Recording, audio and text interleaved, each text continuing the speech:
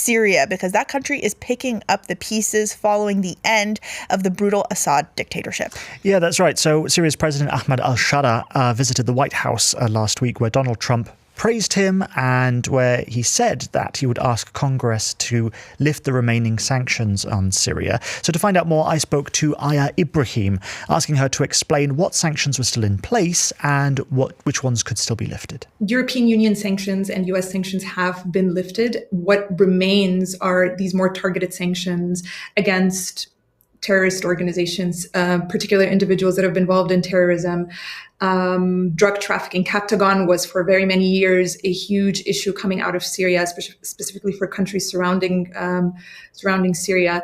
And so there remains these targeted sanctions on specific individuals and groups involved in various illicit activities. With that being said, the European Union sanctions, I believe, were removed in the summer, and US sanctions have been successively removed over time until quite recently. But it does take time for the effects of sanctions to trickle down and to be felt by people on the ground. It's for the banking systems to adapt back to dealings with Syria. And so I think it will take some time for us to really be able to see the effect of these sanctions being lifted. Yeah, and there was a recent IMF, so International Monetary Fund, mission to Syria, and they say that Syria's economy is showing signs of recovery because those sanctions were lifted, and that's reflected in improved consumer, investor sentiment, and the gradual reintegration with the global economy. But maybe you could kind of break down what that really means on the ground, and what's improved and what remains fragile. So there's a lot of consumer confidence, like you said. Investment is starting to improve with over 1 million Syrians returning back to the country from the surrounding areas, so mostly from places like Lebanon, Turkey, and so on. There's a lot more, sort of engagement in e-commerce, a lot more, purchasing. The economy is definitely on the mend. However, even the IMF says that these are very promising, but also it's a fragile development, and it's a fragile recovery, if you will. Authorities have also, the IMF says that, have started trying to adopt better fiscal policies after years and years of economic downturn. But what remains fragile is, of course, liquidity in the banking system, a system that has been cut off from the global economy for very many years. Foreign exchange is a problem. And of course, you're dealing with a country where foreign assistance, be that in the form of aid or investment, has been cut off for a really long time. And so it remains to be seen whether we'll see improvements on these fronts as well that could lead to then more long-term sustainable recovery for Syria's economy. Okay, and there's a huge construction bill as well. There's all kinds of estimates going around, up to like $350 billion, but it's clear it's going to be in the hundreds of billions of dollars. So what are the priorities for rebuilding and building in general when it comes to Syria? Yeah, housing for people to return, for people to have, think about it, any kind of economic activity, sustainable economic activity for an individual. Like for me to be able to go to work and be productive, I need to know that I have a home with a roof that I could go back to. I need to know that I'm able to provide for my family. And you have to take that requirement and, multiply it to, very, very large parts of Syria's population, infrastructure, roads. Another big one that we have covered quite a bit in our coverage of Syria is the issue of explosives and landmines, remnants, and so on. That is a huge hindrance for people returning. So we recently did the story actually in the northwestern part of Syria, and we profiled 2 families that had been displaced in the northwestern part of the country. And as soon as the regime fell, they started making their way back to their homes, only then to have mines, explode beneath the feet of their children. And then they ended up being displaced again because their homes are just not fit for return. And that exists in very large parts of the country. That definitely stands in the way of things like agriculture, and also rebuilding. And the effort to demine Syria is huge. And even with when it comes to electricity in people's homes, even in the Definitely. capital Damascus, I mean, a lot of people are dealing with rolling blackouts. What do you know about people's experiences, kind of like day to day with this? If you're living in the center of this huge city, but yet you don't have electricity for a lot of the day, what's that like?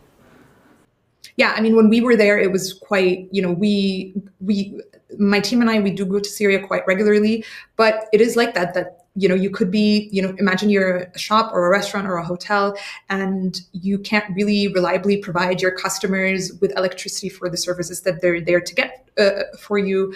It's haphazard, it's random, and then you have to rely on extra, then you have extra costs perhaps through generators or whatever extra way that you need to. Solar panels is a big thing as well. You see them on many of the There's roofs. definitely a lot of And, potential for that, yeah. but the infrastructure, yeah, and this goes back to your last question. Things like the electricity grid are definitely, areas where the country needs to rebuild and improve. So inflation in the Syrian pound is high as well. You mentioned about the difficulty with the currency and liquidity. So I think it's over 50% in the first half of this year. So how are Syrians coping with that? Yeah, I mean, they're coping in that they're sort of living day to day. Inflation goes up and down. I mean, there were certain times when we were there where from day to day the exchange rate would change and the prices for things would change as well, depending on developments that one could not always like explain logically. I mean, it's hard to say how people are coping. It's a difficult situation. It's difficult to try and plan long term when you don't know, your rent, your basic goods, how they're going to cost day to day. So I think what it does is that it creates a lot of uncertainty, unfortunately, especially when it comes to people returning and then deciding to stay in the country long term or, resettling, going back after long periods of displacement. Yeah, and a lot of the big business deals are still being carried out in dollars because the Syrian pound is so reliable by the looks Certainly. of And you it. have to go around, you have to imagine, you have to go around with like massive, like to pay for your lunch, you have to go around with massive bags of cash in Syrian currency because the currency is just so inflated. And so that is not an insignificant challenge, especially that, like card payments are almost non-existent. I think there was one hotel in the old town a few months ago that finally announced that if you are a guest at the hotel, you can start paying with credit card. But that's the only instance that I've actually seen where it's possible. It might be that it exists in other places, but it certainly is extremely, extremely rare. And so you do have to be walking around with these massive, massive bags of cash. And everywhere in Damascus, you'll see like sort of street vendors that are there to exchange the currency for you on the blank market on the street. That's not unusual. Yeah, and even if you find a place that'll accept digital payments, if there's a blackout, then of course that's down as well. That also hinders some of the benefits that would help Syria with recovery from digitalization. It's not reliable, so it must be very difficult on that front too, especially when now you've got a lot of people returning, a lot of properties being bought and sold and all this kind of thing, and yet you have to go through all of the slow process of doing everything by hand and by paper and through the public bureaucracy as it is. Mm-hmm. You mentioned agriculture as well, and the impact on agriculture is one of the factors that's driving prices in the pound so high. So what are the prospects for recovery in farming? Well, recovery is possible, but it does need a lot of conditions for it to start getting, back on track. Syria needs to start looking at things like irrigation system, water management, infrastructure is again something that will come up again and again, regardless of what sector it is that you're talking about.